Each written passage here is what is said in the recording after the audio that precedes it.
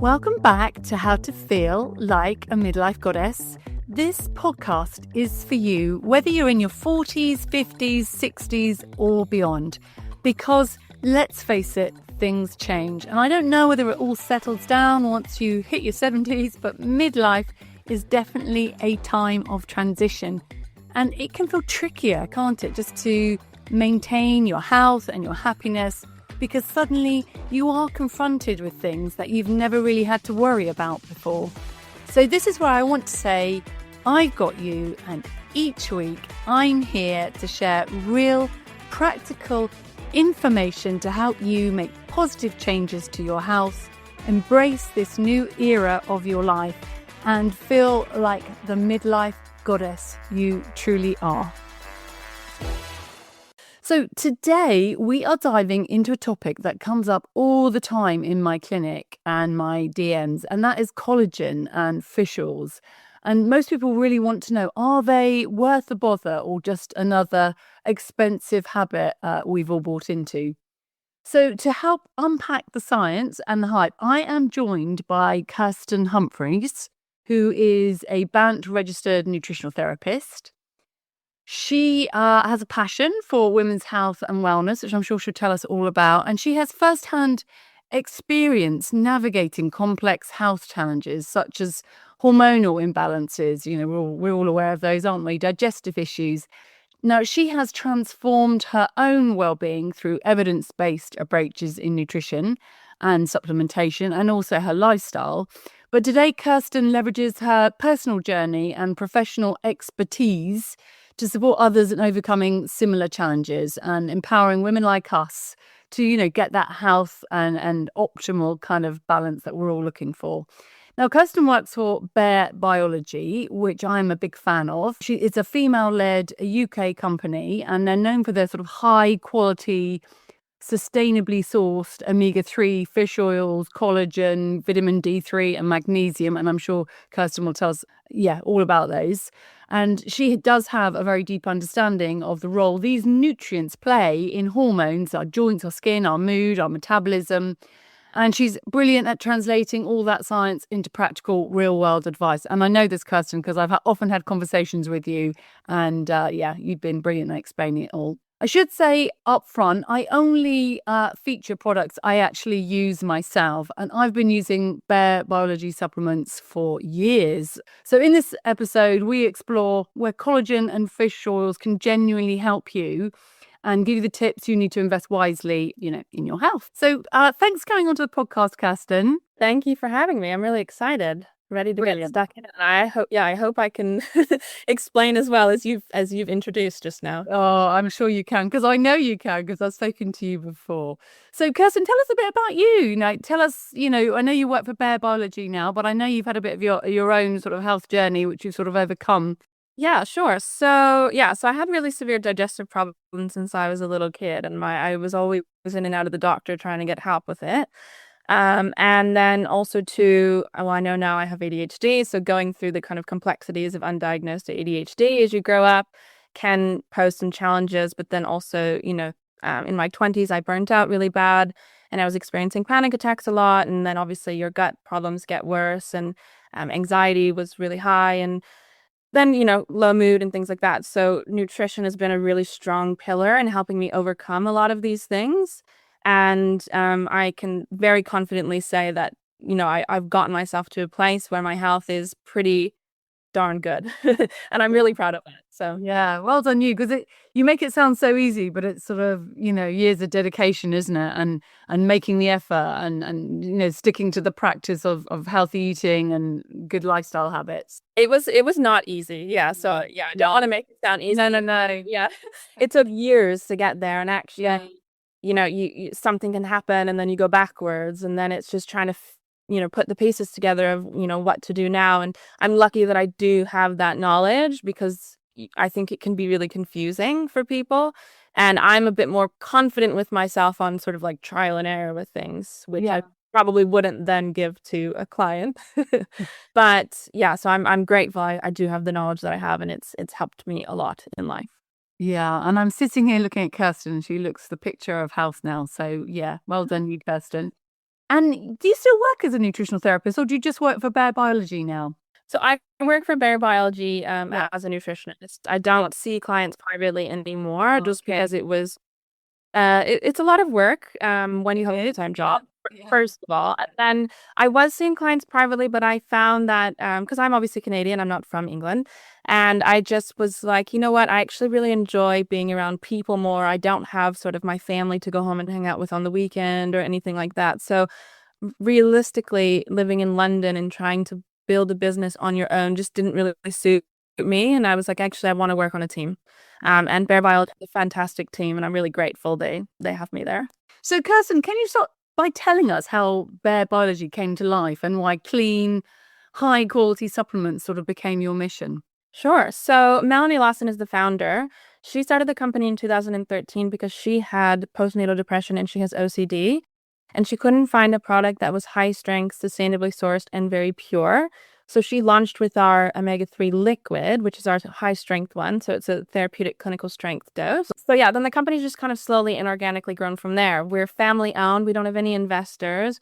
We're still founder led. So Mel, as we know her, runs the company. We're based in Brighton, so it's a British company.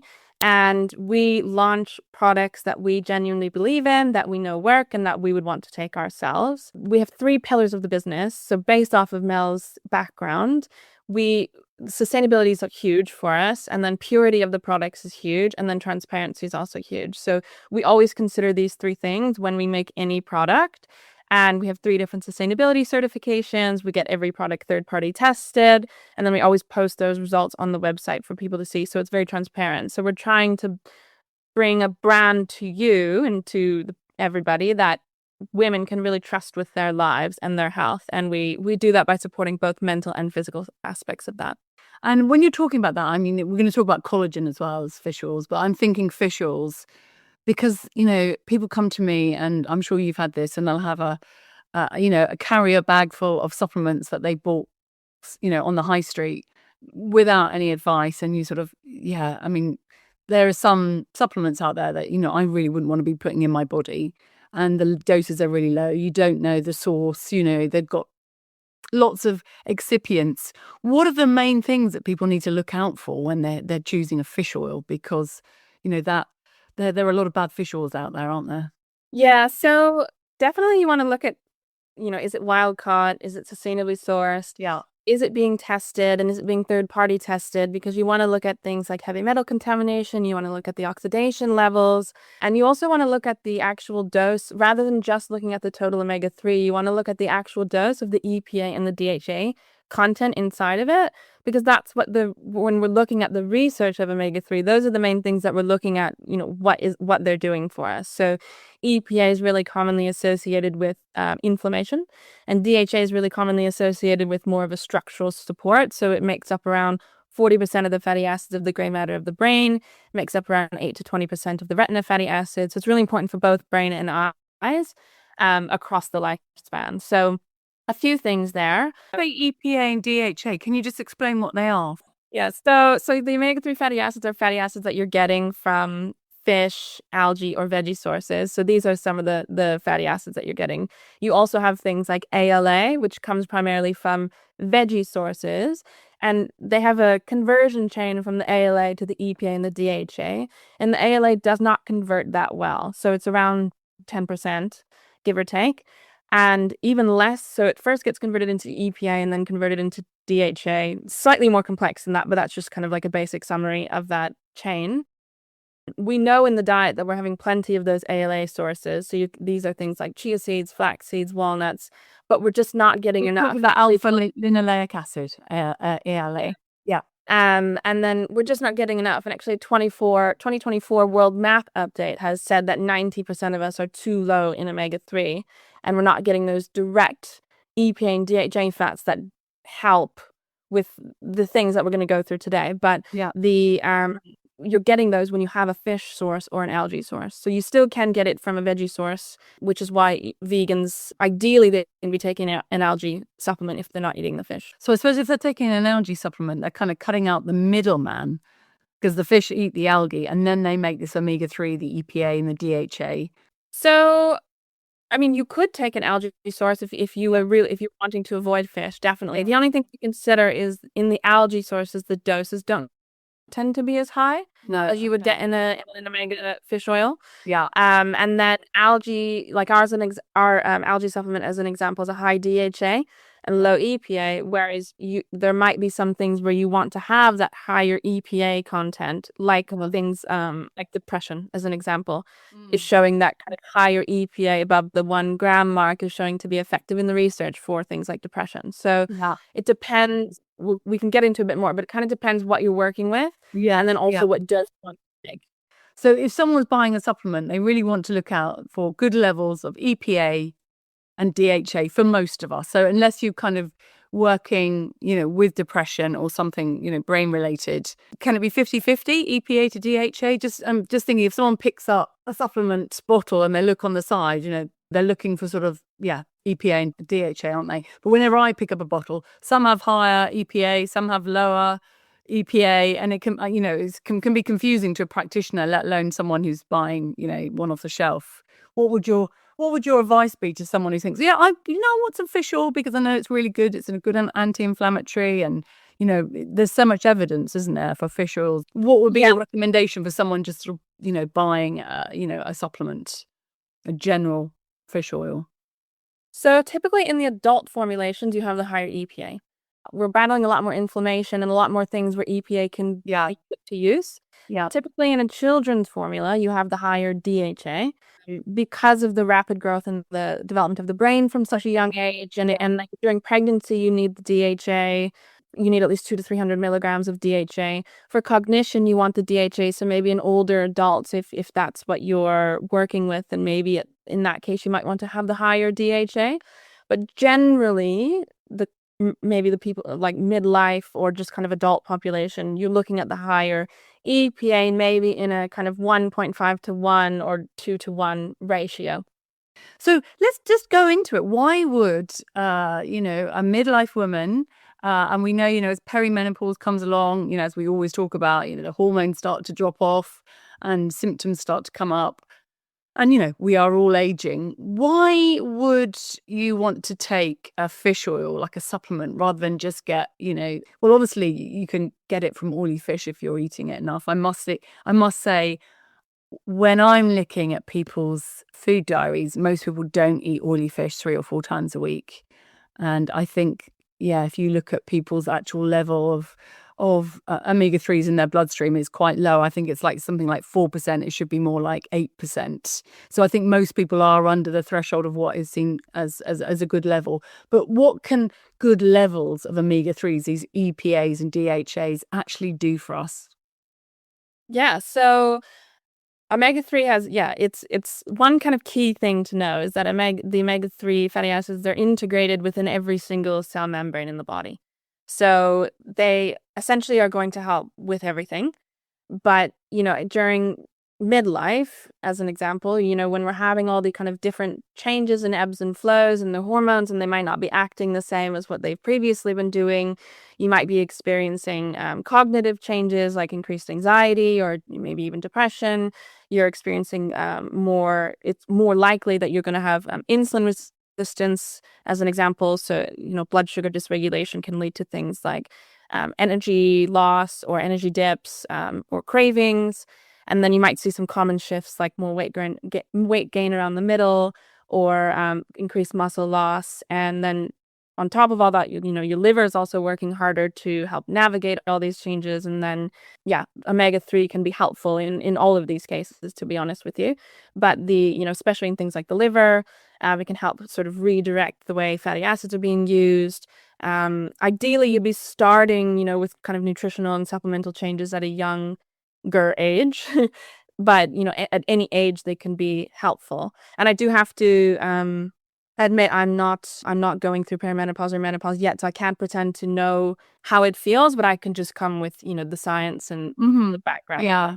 And I would say, I mean, I've been taking fish oils since I've been a nutritional therapist, just because there's just so much data to show that it's beneficial for human health and that we don't generally take enough.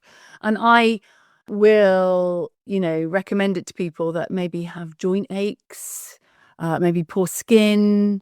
Like you said, it helps with blood sugar regulation. It helps, if I remember rightly, it helps regulate the GLUT4 receptors, so they're a bit more receptive to taking in glucose. Is that right? So I actually have to, yeah. So I actually just did a little bit of a research project on the metabolic side of the Okay. omega-3. And what I found was the totality of the evidence so far isn't, we can't say conclusively that it's regulating the blood sugar specifically, but it can help. It helps through other mechanisms. So through the reducing the inflammatory markers and like things like interleukin-6, TNF-alpha, and CRP as an example. Yeah, C-reactive protein. So that's sort of an inflammatory marker, but it's a sort of systemic inflammation. So when you see it high, you don't know what's actually happening in the body, but it's just indicative that there's some inflammation in the body. And we do get more inflamed, don't we, as we get older? Yeah.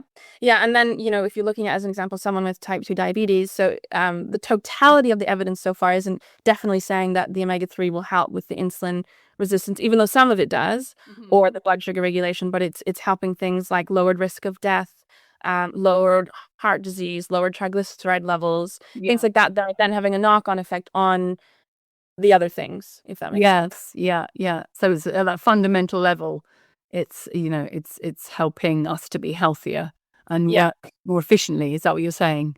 Yeah, exactly. And then also other things like it's supporting mitochondrial health, so it can enhance ATP production, and it supports the mitochondrial membrane as well as the cell membrane. So lots of, heart health, blood Yeah, pressure, yeah. lots of things really. And for those of you wondering what mitochondria is, you might already know, but in case you don't, they're like those little energy kind of batteries in our cells.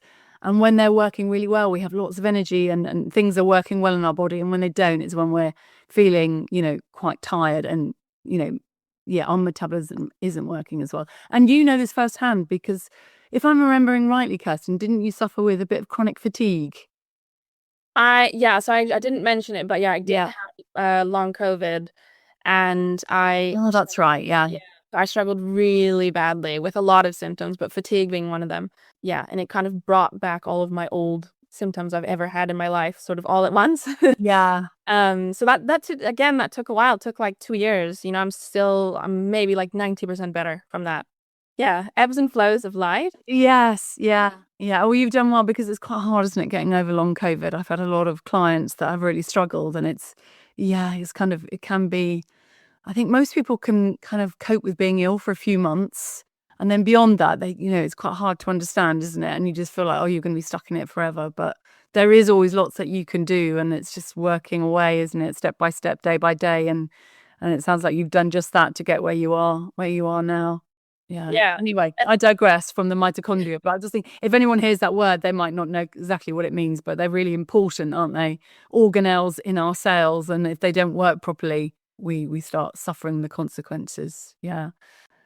I know you do a Bare Biology offer liquid and capsule formats. How can we decide whether we need a liquid or capsule? I mean, I often go on what my clients, I generally I personally take the liquid myself, and I generally feel that I get a better dose with the liquid, but not everybody wants the taste of the fish oils. Although yours, Bare Biology, I can say, guys, it really doesn't taste that fishy. It's absolutely fine. It's kind of, yeah, it's all good for me. But I'm one of those people now that if I think it was good for me, I can take anything. But I know that your fish oil, having taken cod liver oil when I was a kid, that your fish oil really doesn't taste very much at all.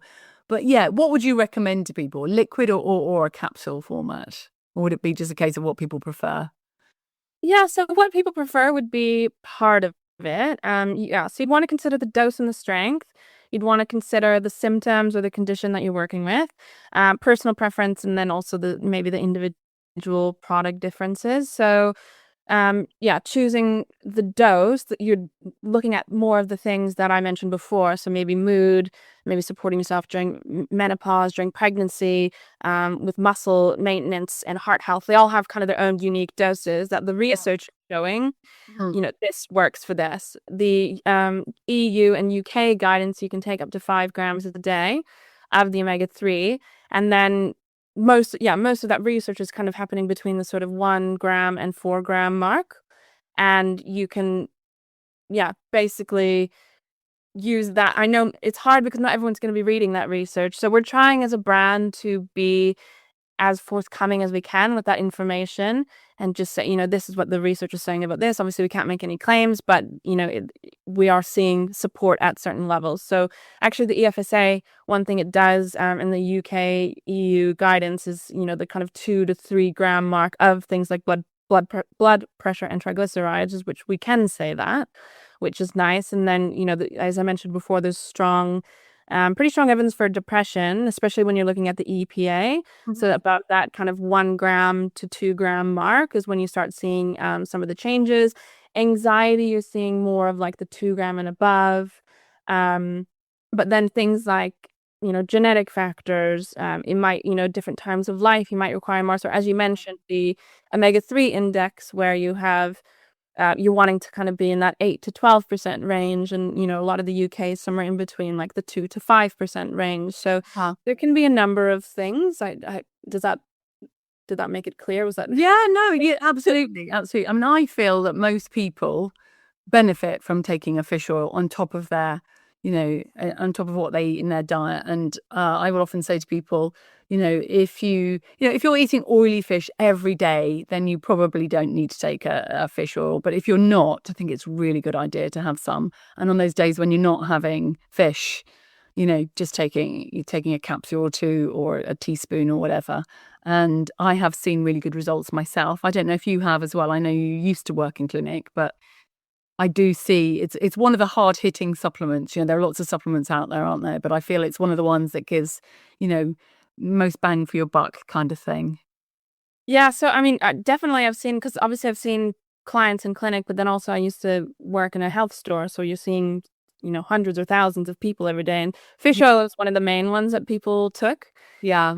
And obviously it was a local store, so you get a lot of people coming back and feeding back about how much better they're feeling, mentally, or maybe their brain fog is reduced, or things like that. But for me personally, when I was struggling post-COVID with a lot of gut issues, I took our liquid, our high strength dose, and those, and I had been, had been to the hospital. I'd had a colonoscopy, I'd had an endoscopy, and every kind of trying to figure out what was going on because it was so severe.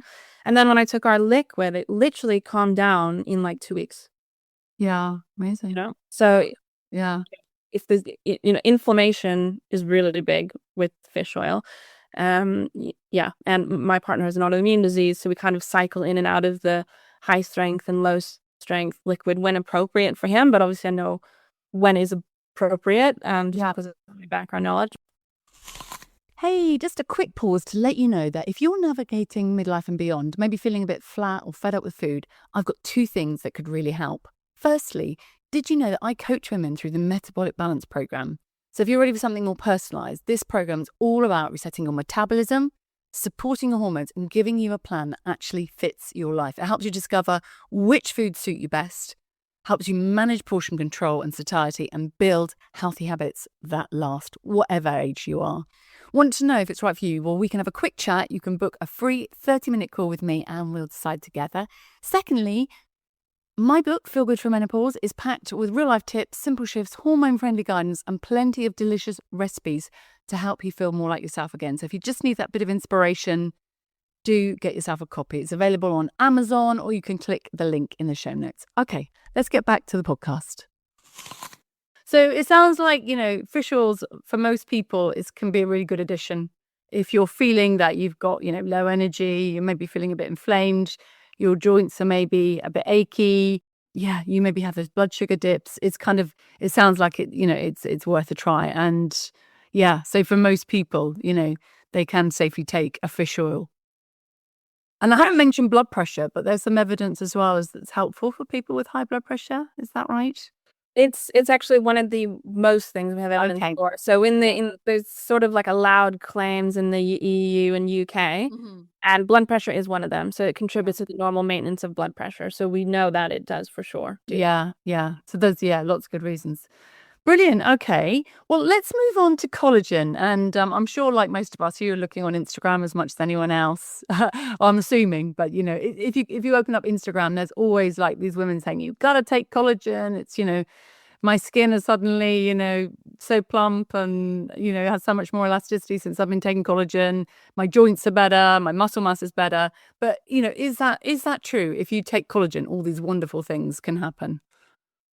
It might, it very well can. It's not a miracle. No supplement is a miracle cure, which I do think that a lot of things online get sold as that. And I think it's slightly irresponsible, if I'm honest with you. But they might help those things. So collagen is the body's most abundant protein. It's around 30% of our proteins. It gives structure to the skin, the joints, the muscles, and even our parts of our gut.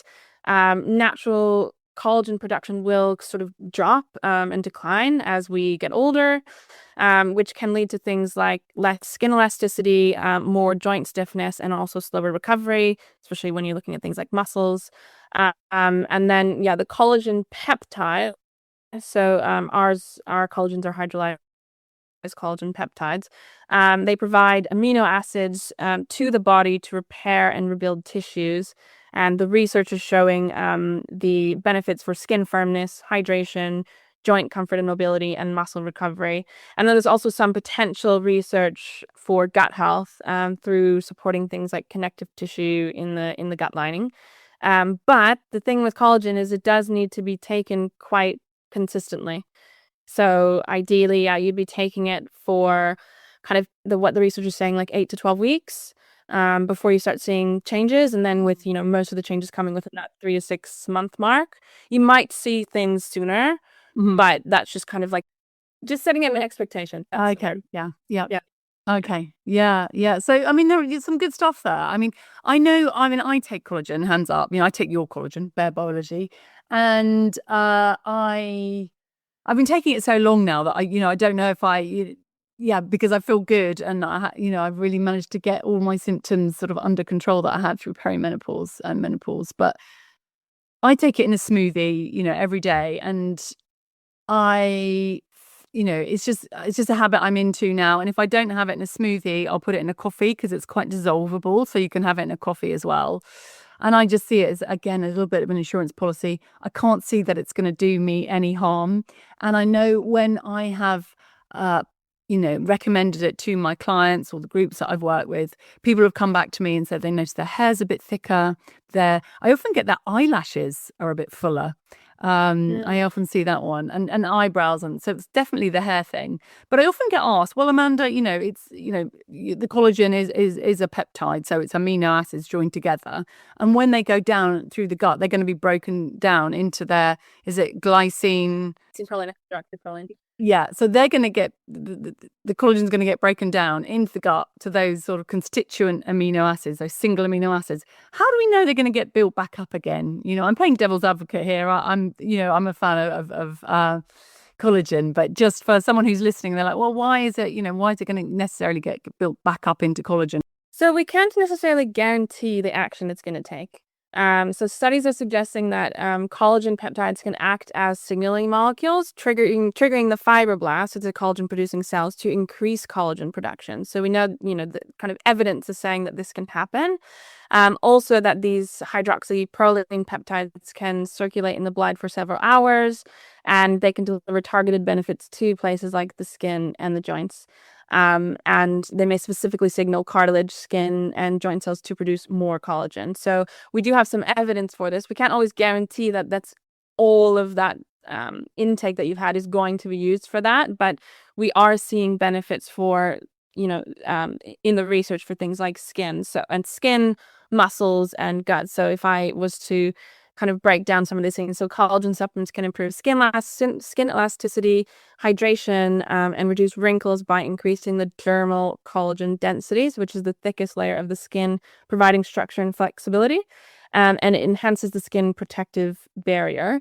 Looking at joint health, collagen peptides have been shown to alleviate joint pain and improve mobility, particularly in conditions like osteoarthritis.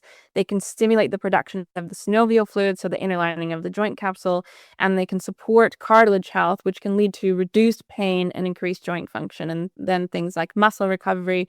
Collagen has been shown to improve muscle recovery by reducing muscle damage and soreness after exercise. So this is due to its role in supporting the repair and the growth of the actual muscle tissues. So yeah, we do have evidence for some of these things. We just might not be able to guarantee that every single one of those is or all of it is going to be used in that way. If that makes sense. Yeah, but it's a good place to start by the sounds of it. And Kirsten, if you were new to collagen, how much would you start taking? Yeah, so the evidence is kind of going between the 5 and the 20-gram mark, if not more. There's some studies are looking up to even 30 grams. A lot of people on the more aesthetic reasons are going to be fine on the 5-gram mark. Even some things like osteoporosis, they've found benefit on that 5-gram mark. And then maybe when you're going into the higher doses, you might be considering things like muscle and exercise recovery, skin damage, so helping aid with wound healing, and then also the prevention of scar tissue. And then there is some evidence they're looking at things like gut health, upwards even of like the 20-gram mark. So kind of, yeah, we dose on ours anywhere between 5 and 10 grams. You can see how you go. If you have, with supplements in general, if you have very, very sensitive stomach or digestive issues, you might want to start on a lower dose and then build your way up. But yeah, so it kind of depends. Again, similar to the omega-3, what are you working with? What are the goals? Also, what do you prefer? Yeah, I have your Skinful here. This is the marine collagen blend. And I think 2 teaspoons is 10 grams. Is that right? So 2 rounded teaspoons is 5 grams. Oh, 5 grams. Okay, yeah. Because I usually take 2 teaspoons a day. And you've got a bovine one as well, which obviously comes from cows. Can you explain the difference? Why someone might start with the fish one, over the bovine one? Do we need to take both, or is it okay just to take one? We can take both. We do have a lot of customers who mix them. Uh-huh. They have a slightly different amino acid profile. Okay. Also, the marine is mainly type 1 and then the bovine is mainly type 1 with a bit of type 3. The jury's still out with the research on exactly what each of these types are going to do. There's actually up to even like 30 types of collagen in the body. But the main ones we look at are type 1, type 2, and type 3. But so marine so far is showing better in the research for skin. And then the bovine, because it has that additional type 3, it is studied a bit more. The type 3 is found in some other places like the gut tissue lining. So that's probably why they are studying it for things like gut health. But at the end of the day, it does kind of come down to personal preference. It might come down to cost. The bovine collagen is slightly more affordable than the marine collagen. So if you are wanting to take the higher doses, then that might be a factor for you. And then also too, they are flavorless, but if you prefer to have something from fish or something from cow, that could be diet preference, it could be cultural preference. So there can be a lot of different deciding factors in that. The other thing to consider, so we have 2 types of marine and we have 1 type of bovine. The plain marine and the plain bovine, they can be mixed in anything. So you can put them in anything hot or cold. So like you do, you can put it in your coffee, you can put it in a baked good, you can put it in juice, smoothies, etc. And then we have one with vitamin C, which is the vitamin C isn't as heat as it's more sensitive to heat, actually. Okay. So then you'd want to only keep that in cold items, so like smoothies, juices, water, things like that. Yeah. And why have you added the vitamin C to one of the collagen powders that you Yeah. I get asked this question a lot. So the vitamin C, what is often said is that you need vitamin C for the collagen to work, which isn't true. So you don't need the vitamin C for it initially to absorb. What the vitamin C does is it helps your body build more of its own collagen. Right. So it's essentially just 2 supporting things that are going to help with the same cause. So, but it doesn't have to be there. The collagen will still get absorbed. So you still get that, the glycine, the proline, the hydroxyproline into the bloodstream, and it's still going to have some kind of action. It's, so it's just kind of an added thing, an added benefit. Yeah. Okay. So that makes me think about, again, when I sometimes go on Instagram and I say, oh, I take collagen, and I'll sometimes get people say, yeah, but, it's not natural. It's a powder, can I not just get it from natural sources? And we know, from all the things you've just said that, collagen plays such a key role in health. And that I think it's one of the main proteins in the body, isn't it? Collagen. And it's like, it's responsible for, like you said, the elasticity around the joints and tendons, ligaments, skin, it does so many different things. But if someone's saying, well, how can I get it just from my diet? Do you think that's possible as we get older, that we can get enough collagen just from diet alone? So we're not eating things, we get it through meats and stuff like that, but we don't actually tend to eat things that are straight from the bone. We don't eat the skin. We're kind of beautifying our foods to make them more appealing to us. And those tend to be the things that give you a lot more of that collagen intake. So I suppose, it depends on what your diet's like. You could be getting a good amount of collagen in, but we are reducing our collagen production as we get older, which is why a lot of people do decide to then support themselves with a collagen supplement, because they are seeing hair. Actually, you mentioned hair, and I actually have seen a lot of people have really dramatic changes when they start taking out hair. You can see that it's growing out. Yeah. So it's just to kind of give that extra support. But I guess, you could say that about any supplement, right? If is there a point of taking them? And we just have to look at the research and what the research is saying for things to be effective. Yeah, and the individual in front of you, who's whatever they might have. And I would definitely recommend it if someone has, hair issues, creaky knees. Often creaky knees go when you take a bit of collagen. They just kind of help them be a bit more supple. And like you said, recovery from exercise, and skin. Skin as we get older, it does tend to lose its elasticity, which is, it's kind of cruel when when you've been younger and you had lovely plump skin, and then as you get older it kind of doesn't stay that way. So anything we can do to support it. But I just find it's a really easy thing to incorporate into my personal diet. And I also feel that, why not use, modern science to help you, and if it's just a thing like, like a fish oil or a collagen powder, and it's going to give you, a lot of benefit, then kind of why not? And if you did want to try and get it from your diet, it's kind of things like chicken broth and boiling bones and offal, and just like you said, the foods that we don't eat so much of these days. So yeah, collagen can be a really good investment. And you talked about this, where I was just thinking about, where you source at Bare Biology, where you source your fish, and your fish oils. Can you remind me what kind of fish you use for those fish oils? I know you said they're wild caught and they're sustainable, but can you remind me where you get them? Yeah, so it's sardines, anchovies, and mackerel. So we use the smaller fish in our fish oils. Yeah. And then in our collagen we use cod. So it's wild caught cod from Norway. Right. And we actually use cod skins that have already been fished for things like food, and we use the skin as a byproduct. So that's why we have the MSC certification on our collagen, because we're not just fishing for that product, we're actually reducing waste in the process. Brilliant. Yeah. Yeah. So if anyone's listening and you're thinking, this is just like taking, actually, your products are sustainable, and like you said, your collagen is a byproduct of the fish industry anyway, and it's lovely clean cod from Norway, where we know they sort of look after their and then our bovine collagen. Bovine collagen. The fish aren't the smaller fish aren't directly caught in Norway because they have to move around to prevent overfishing. So they're moving to different areas, but the collagen we source from Switzerland, so it's grouse from Switzerland, and because they have really high animal welfare standards.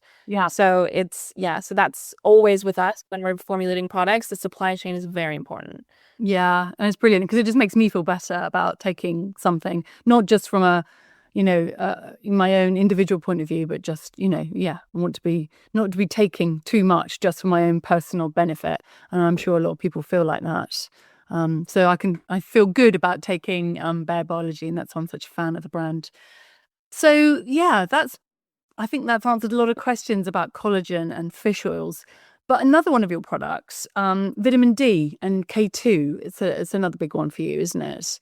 And again, I've just done a post on Instagram about, it's important for us most of us need to take, unless you're living in a sunny climate, you're not going to maintain your vitamin D levels from October to sort of end of March, April time in this country. And that for most people, it's beneficial to take, a vitamin D supplement through the winter. So can you tell us a little bit about your vitamin D3 and why it's got K2 added to it. And Yeah, sure. So we have two formulas. So there's spray forms. They're both in a base of MCT oil. One has peppermint, one NC2. so just the same without the peppermint. Sorry, Yeah, Kirsten. sorry. Yeah. So it's okay. An oil made from coconut. So Right. it's very natural, pure carrier oil. It also will help with the absorption of the vitamin D. Yeah. But yeah, so the vitamin D is supporting things like skin, immunity, muscle function, bone health. And then the K, what it's doing is it's helping direct calcium into the bones and away from things like the arteries. So it's assisting the vitamin D in maintaining. And, after 40, this is becoming really crucial because it's, especially, as our estrogen declines, and then obviously we're getting a decline in bone density and things like that. So it's quite important to be having it, especially in winter in the UK, as you mentioned, because we're not getting enough. So in ours, in the 3 sprays is giving you 4,000 international units of the vitamin D3 and then 100 micrograms of K2. And that 4,000 is the sort of highest the UK recommends without having a prescription. So it's safe to take up to that amount. So you can take 1, 2, or 3 sprays depending on your needs. And then also it's depending on, maybe some previous blood tests you've had. And why would someone take a Bare Biology vitamin D3 over somebody else's D3? I mean, again, is there anything to look out for when you're buying a brand of vitamin D? Yeah, so I guess you'd want to consider the ingredients in your supplement. Ours is very natural and pure, so it's minimal ingredients. You're getting the vitamin D and the K in that MCT oil base. So it's I guess that side of things is important to a lot of people. And then also ours is made from algae. So, again, diet wise, if you need to avoid animal products, it's really great. And so, yeah, and then also to the spray form is really easy to take, especially if people have struggle with digesting, then you can enhance that absorption ability. So it's a really nice, I try to avoid the word clean, but, I'm going to say it right now. It's a clean, clean formula. Yeah. And also one thing we haven't mentioned is, in the winter, as we start getting exposed to more colds and COVIDs, I've had quite a few friends that have gone down with COVID and nasty colds that have lasted a long time. I mean, we're all in centrally heated places together and bugs just kind of multiply, don't they? And vitamin D is really helpful, isn't it, for immunity? Mm-hmm. So again, with the kind of approved claims in the EU and the UK, so immunity is one of them. So, we can confidently say that it helps with immunity alongside other things, like vitamin C and just kind of generally, but it's staying hydrated and etc. Yeah. As we know, it's never just one thing. It's all about balance and what works for you as an individual. But vitamin D3 for most people is a great thing to take from sort of October to April. Yeah. Brilliant. Okay. And then one we talk about a lot in midlife. And, if somebody walked through my door and I had to give them one supplement and they, midlife woman, and they were feeling maybe a bit overwhelmed, a bit anxious, hot at night, not sleeping, mood swings, I would give them a magnesium and I can guarantee they'll come back into my office, a month later and say, I feel so much better. It does seem such a hard hitter. And your magnesium is quite new to your range, isn't it? Your magnesium supplement, which I also have here. I love your packaging. So there is a lovely lady with lots of hair, bit of a goddess, running along with her magnesium glycinate. But yeah, can you tell us about this product, please, Kirsten? Sure. I also agree that lady is my favorite on the magnesium. It's so nice. Yeah, it's nice. Playing in the wind. Yeah. So ours is a magnesium bisglycinate. So bisglycinate is really commonly associated with like sleep, stress, and anxiety, and also recovery. So magnesium is seen as the kind of mineral of calm and balance. So you have the benefits of both the magnesium, and then it's bound to glycine, which is a calming amino acid. So you're getting kind of the beauty of both of those together. Magnesium is involved in around 300 different enzymatic reactions in the body. It's essential for things like heart health and bones. It also can help with the sort of activation of vitamin D in the body. It's supportive of the thyroid, it's supportive of the skin, it's supportive of reproductive health, and it's supportive of energy production. And it plays a key role in helping well-being. And actually, what is quite nice about magnesium is some of these other things where you are needing to take it for a little while to sort of build that level up and start to seeing some of the changes. You can see magnesium pretty immediately. You can take it one night and sleep better that night. And you might start feeling less, anxious in a few days, so it, Yeah. Yeah. it, it you work really well, really quickly, Yeah. which is Yeah. really Yeah. nice about magnesium. Yeah. And is there any reason why you wouldn't take it? I mean, any sort of, someone who couldn't take it if, they were taking a lot of medications, or is it generally quite safe alongside most things? It's pretty safe. I know there are some things, I think even like thyroid medication, I might be wrong on this, that there's like a minor interaction. So then maybe you just want to take it, give it some time. So let's say 2 hours outside of your medication. But really it's quite well tolerated. There might be some where there might be some contraindications, but yeah, when you are on medications, it's always better to run whatever you're taking through, your medical practitioner, or your GP, or whoever you're working with, just to be on the safe side.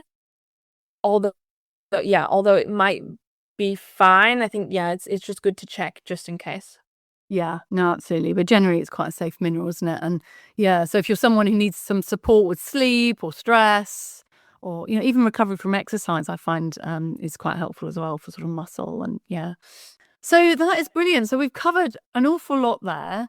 If someone is new to supplements and sort of has listened to this conversation and feels overwhelmed, like, oh gosh, what should I take? What would be your top 2 to 3 recommendations to start with, Kirsten?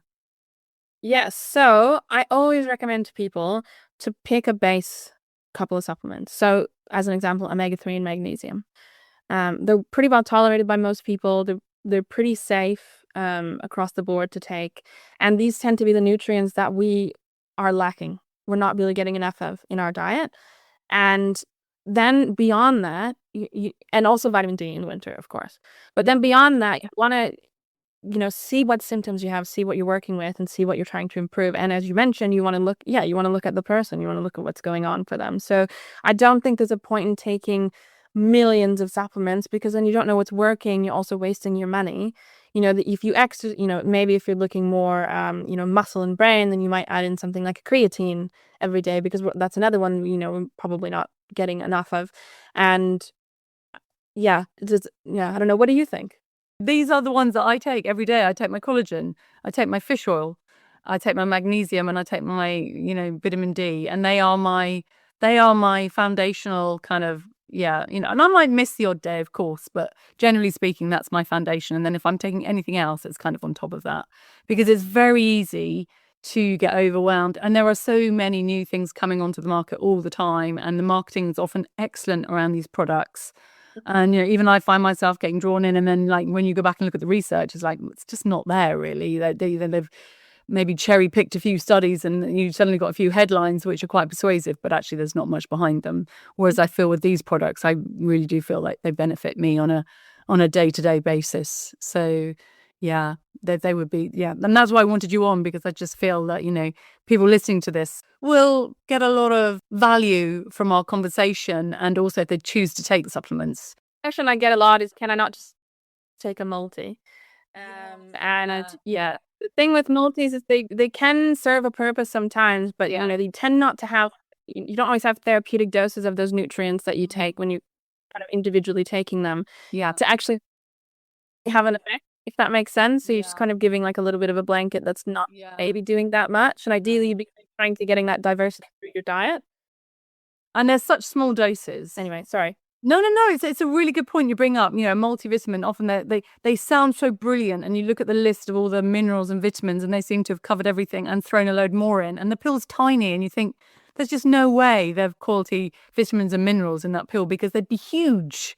And actually, then when you look at the doses, they're tiny, and they're not going to be making any difference whatsoever. And often what you get with the cheaper brands is you get low dose. They're not very bioavailable, meaning the body can't absorb them very well. And they've got lots of fillers and, magnesium stearates and other things they put in there, to bulk them up. And yeah, why would you put those into your body? So I think it's always worth spending the money to speak to a health professional who actually understands supplements, and getting one that's actually appropriate for you. But there are some good multivitamins on the market for sure, but they tend to be quite expensive in my experience. And finally, Kirsten, I just, what's one thing you wish more women over 40 knew about supporting their health and energy as they age? Is there any one thing that sort of springs to mind? Because I always try and leave people with, something that they can start doing practically straight away. And every podcast, they get a couple of tips that, don't overwhelm them, but just kind of get them thinking, and so that we can all, look after our health in a better way.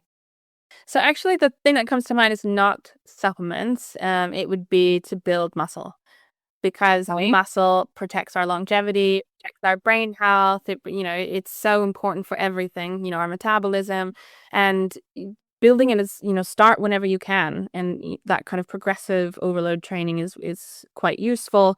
And so, yeah, just building muscle would be my key, alongside of obviously, diet. Yeah. But it's brilliant. It's a brilliant piece of advice, because it's just so important, isn't it, to keep that, that physical strength as we age. And muscle's quite hard to get back once you lose it. That's why these weight loss drugs can be so worrying, because, I've been talking about Ozempic and Mounjaro a lot on the podcast of late, because obviously they're just out there, aren't they? And having an impact.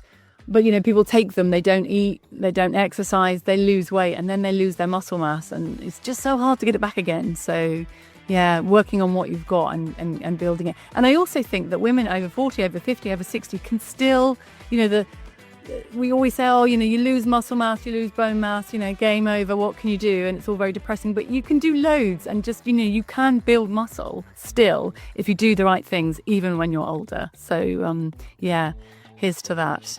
Anyway, thank you so much, Kirsten. Lots of information there, lots of brilliant advice. And yeah, I hope you have a rest of the nice day, but thank you so much for coming on and sharing all your brilliant knowledge. Thank you so much. Have a nice day. Okay. It's a pleasure. Thank you for your company. You can hear a new episode of Feel Like a Midlife Goddess every Friday.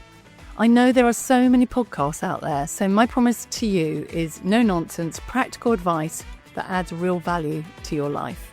So if you enjoyed this episode, you know the drill. Now, I'd really appreciate it if you could like, follow, or click subscribe, or even send it to someone who might benefit from this information. It truly helps me grow the podcast and keeps me going. And if you'd like to know more about my own personal approach to food, HRT, movement, stress, and self-connection, my book is available in paperback. I'd also love to hear from you, so don't hesitate to leave a comment or get in touch. And that just leaves me to say I am sending lots of love and light from my midlife goddess to yours.